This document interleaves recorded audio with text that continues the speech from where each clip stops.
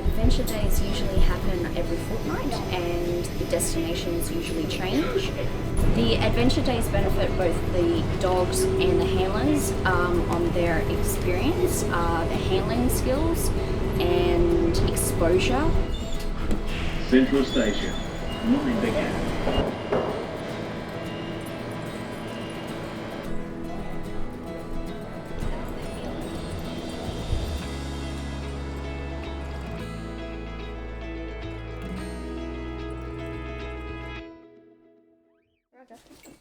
Cover. You're gonna take center stage down too. Oh yes, I can. Yes, and you're gonna take. Yes. Oh yes. Are you gonna lick my face too? That's disgusting. Well, they are one of the only animals in the world that can read our emotions, our facial expressions, and pick up on body language. One of the only animals in the world that can do all three.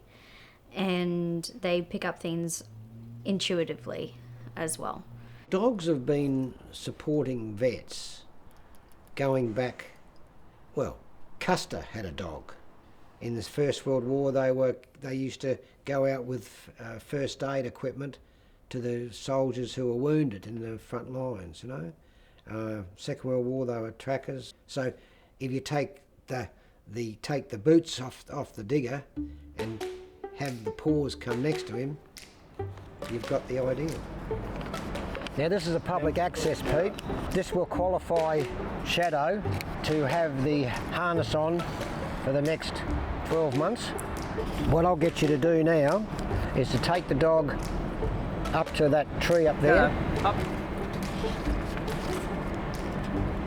You ready to do some work? Come on. Come. We're an accredited provider, and we provide different organisations dogs for people.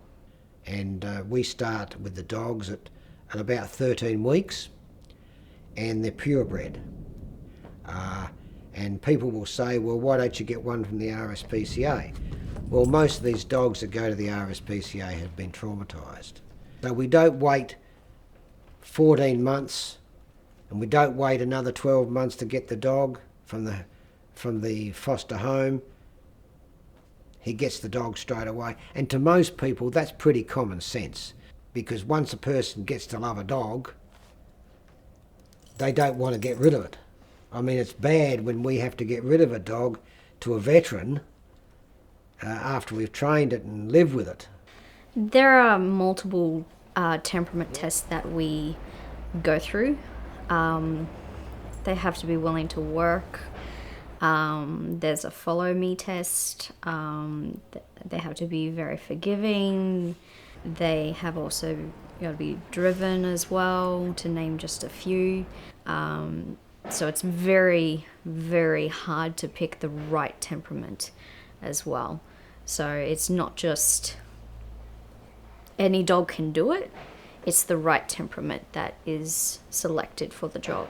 We're not discriminating against any breed. We're just saying that there are certain breeds that are more favorable, but we are also saying that there are 200 dog breeds out there, is essentially what we're sort of saying, and we want to give them a chance as well. No. So if you walk over to him and walk over the top of him, like that, walk around him and come back over the top of him and then move over to here and call him. Yeah. If you can do that? Yep.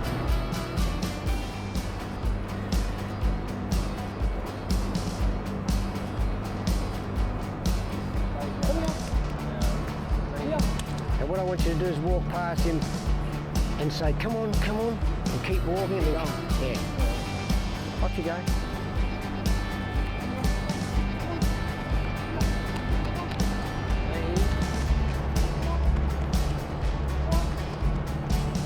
Well, immediately, almost immediately, there's still a couple of things to be done. There's a compatibility test, even though he was here today with the dog.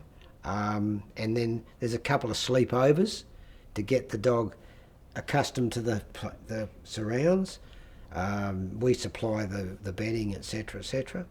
and if needed, we supply the diets. In doing that, we then slowly move them in to training, which will be, the first training session will be tomorrow, and then from then on it'll be 2 or 3 times a week to go through those areas that we need, and then finally the tasks needed to mitigate the problems of the vet.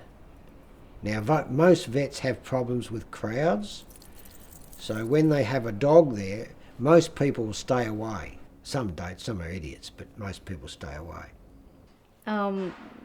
It's always slow and steady, but you do get to see relationships build from day one. You know, it starts off with just basic sort of training and all that sort of stuff, but then you send them over for like sleepovers, and you just sort of start off with, you know, send me video or photos or anything like that, and start off with, oh, it's asleep on my bed. It's like, yeah, I did say don't let the dog sleep on your bed, but whatever. This 30 kg dog is now asleep on your bed, and now you're not going to get your bed back, just FYI.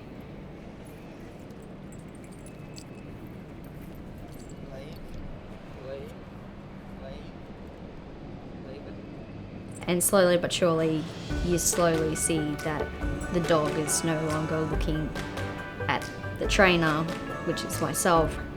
It's now looking at the new handler and taking more notice of them, and you're like, okay, cool, I don't exist anymore, which is sad, but also it's really good. So each dog has their own personality as well. This one here, he likes to have loves. So he stands up on my knees and I have to pat him and cuddle him. They're just always there. Like, good day or bad day, and then the dog can be doing something really silly and it just brightens up their day. You know, with the task training that we do have for them, that is for their anxiety or panic attacks or anything like that. It helps them get through their daily lives as well, or any of their nightmares or anything like that. The dogs are trained to assist and mitigate those disabilities. Did you just burp? You just burped? I'm giving an interview here and you just burped. I had Lara at the start. She was sort of like there to steady the ship. Like I talked to her to get me out of trouble. And I think that's what the dogs are for. I mean, I talked to Tiber so many times, and Caesar, more so than I talked to anybody else, because I know that I can work it out with them. But if you talk to a human, unless you're a veteran who will help you work it out because there was a cocoon there once, it's difficult. So that's why we have veterans teaching veterans how to handle dogs. How are you feeling right now, basically? Oh, it's very good to see something like this, because it not only helps the veteran himself to realise that there are other people who agree that our service was very, very good. The units here, 6th Battalion, 8, 9, and AATTV are all friends of me, and it helps with the what shall I say? It helps with the thank you for your service. I mean, thank you for your service is very good, and it's only been going on here in Australia for a little while, but in the United States everybody is thanked for their service irrespective. And I think that's an interesting point that has to be made, because some wars were not popular, but the veterans who served in that war actually did their job. What do you reckon life would be like if you didn't get Lara to start off with? I wouldn't be here. I wouldn't be here because it was getting bad in the 80s, and for a number of years it wasn't getting any better. And that way it was just, no, I wouldn't be here. No. I think because these dogs actually save lives, you know, at least 5 veterans commit suicide at least per 1 week. If not, there's at least more in 1 week. And if one dog can save one life, then that's worth it. So, and veterans are often forgotten about. So it's worth it if you can get one dog to one guy, whether it's from Iraq, Afghanistan, or Vietnam, or Korea, or whatever it may be.